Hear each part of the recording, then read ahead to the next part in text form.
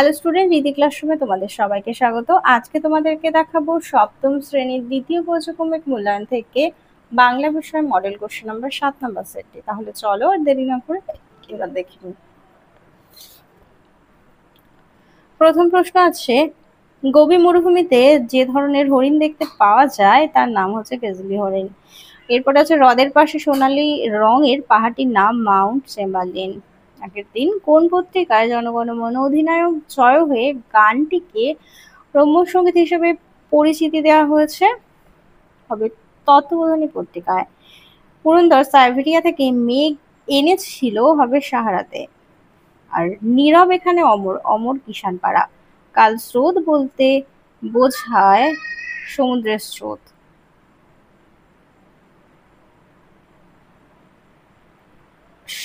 ভুল হবে সময়ের স্রোত। নোট বই কবিতাটি যে কাব্যগ্রন্থ থেকে নেওয়া হচ্ছে সেটি হলো হযবরল। সঠিক বানানটি হলো অপশন ঘ দাগ।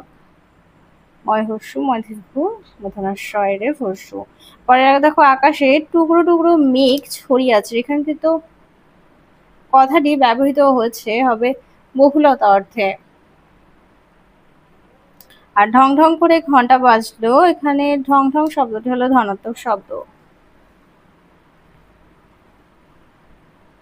পরের প্রশ্নে দেখো, রূঢ় শব্দের উদাহরণ হবে হরিণ আর ধনাত্মক শব্দের উদাহরণ হবে ছমছম। তো এবার চলে যাই 2 দাগে। অতি সংক্ষেপে নিজের প্রশ্নগুলোর উত্তর দাও। 2-1। এফিড ওড়বার সময় প্রতি সেকেন্ডে কতবার ডানা নাড়ায়? হবে 400 বার। 2-2। আজ এত বছর পরে মনে নেই কার কোন কথা আজ মনে নেই। মঞ্চে নজরুল ইসলামের গান গাইবার পরে নেতাজি সুভাষচন্দ্র বসু বক্তৃতা দিয়েছিলেন। ছোট বয়সে শোনা সেই বক্তৃতার বিষয়বস্তু কি ছিল তা এখন আর লেখকের মনে নেই বলে লেখক মন্তব্য করেছেন। পরের প্রশ্ন দেখো, মেঘচোর কাকে বলা হয়েছে? হবে পুরন্দর চৌধুরীকে। 2-4 আছে, অনুবীক্ষণ যন্ত্রের সাহায্যে দেখা যায় এমন দুটো প্রাণীর নাম লেখো। একটি হলো অ্যামিবার, একটি হলো প্যারামিটার। 2-5 বর্ষায় আজ বিদ্রোহ বুঝি করে। 2-5 আজ বর্ষায় আজ বিদ্রোহ বুঝি করে। এখানে কার বিদ্রোহের কথা বলা হয়েছে? হবে গ্রামের পাশ দিয়ে বয়ে যাওয়া মজা নদীর বর্ষার জলে ফুলে ফেপে উঠে বিদ্রোহ করে, তার কথাই বলা হচ্ছে। 2-6 পৃথিবীতে একদিকে নিশি হলে অন্যদিকে কি হয়? হবে দিন। পরের প্রশ্ন দেখো, কারা মানুষের মনে চিরস্থায়ী আসন লাভ করে? উত্তরটি হবে যারা নিঃস্বার্থভাবে মানুষের জন্য কাজ করে তারাই মানুষের মনে চিরস্থায়ী আসন লাভ করে। আর লেক্স লেভার কোথায় অবস্থিত? হবে আলাস্কায়।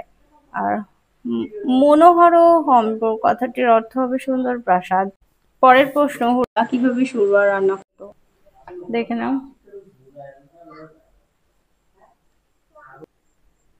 এরপরে দেখো, হোটেলওয়ালা কোন পাত্রে স্বর্গের শুরুয়া খেতে দিয়েছিল? উত্তরটি হবে 3টে বড় কাঠের বাটিতে শুরুয়া নিয়ে এলো। পরের প্রশ্ন দেখো, টিয়া ভ্যা করে কেঁদে ফেললো। টিয়া কাঁদলো কেন? দেখো তোমাদের 28 নম্বর পেজে মাকু গল্প বইয়ের, ওটা হবে হঠাৎ টিয়া ভ্যা করে কেঁদে ফেললো কারণ মাকুর চাবি ফুরিয়ে গেলে মাকু মরে যাবে, সে কথা শুনে টিয়া ভ্যা করে কেঁদে দিল। পরের প্রশ্ন দেখো, আমাদের কম খেতে দিও, বক্তা কম খাবার চেয়েছিল কেন? তো সোনা টিয়া বলেছিল হোটেলওয়ালা কাছে আমাদের বেশি পয়সা নেই, আমাদের কম খেতে দিও। জাদুকর কিভাবে পরীদের রানীর নাচ দেখালো?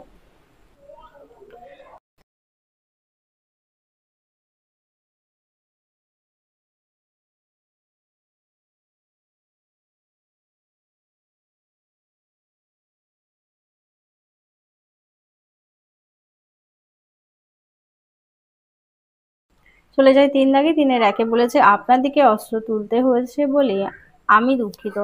বক্তা কে? সে কেন কথা বলেছে? এখানে বক্তা হলো অসীমা।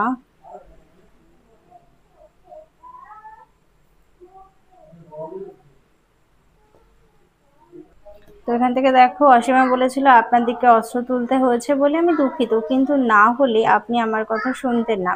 প্রকৃতি কে ধ্বংস করা একটা অপরাধ। আলাস্কার একটি লেক শুকিয়ে সাইবেরিয়াতে এত বড় একটা মেঘ পাঠালে পৃথিবীতে মহা বিপর্যয় শুরু হয়ে যাবে। তাই এই ক্ষতির কথা ভেবেই অসীমা তার দিকে অস্ত্র তুলেছিল। পরের প্রশ্ন দেখো, পুরন্দরের মুখটা হা হয়ে গেল পুরন্দরকে, আর পুরন্দরের মুখ কখন হা হয়ে গেল? তো দেখে নাও এখান থেকে। পরের প্রশ্ন দেখো, ৩-২ দাগে আছে, জনগণ মন অধি জয় হয়ে এই গানটি কে জাতীয় সঙ্গীত হিসেবে গ্রহণ করতে বিরোধিতা হয়েছিলেন কেন? আর রবীন্দ্রনাথের ব্যাখ্যায় সেই বিরোধিতার অবসান কিভাবে ঘটেছিল? দেখে নাও এখান থেকে এই পর্যন্ত।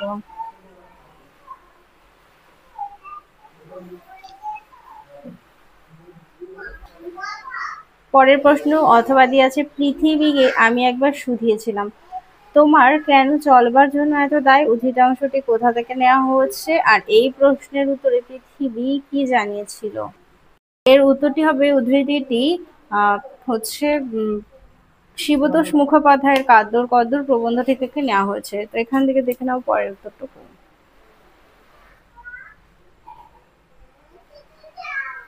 পরের প্রশ্ন দেখো, সবুজ ফসলের সুবর্ণ যুগ সেটি কার লেখা? কোন কবিতার পংক্তি উদ্ধৃতি ব্যাখ্যা করো। এটা ২৪ হবে।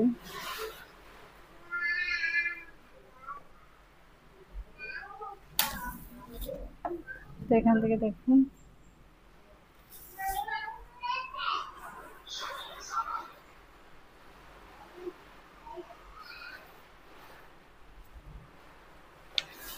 পরের প্রশ্ন দেখো, নোট বই পড়লে কোন কোন বিষয়ে জানা যায় তা কবিতা অবলম্বনে বুঝিয়ে দাও। দেখে নাও।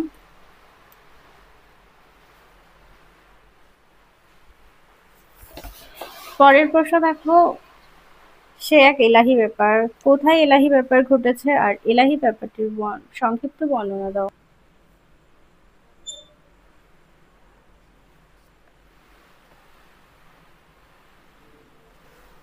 পরের প্রশ্ন দেখো, ও সব পারে, বক্তাকে বক্তার মতে সে কি কি পারে?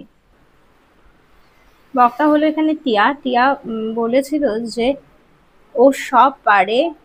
এখানে মাকুর কথা বলা হচ্ছে যে মাকু সব পারে, অঙ্ক কষতে পারে, সেলাইয়ের কল চালাতে পারে, পেরেক তুলতে পারে, ওর পেটে কল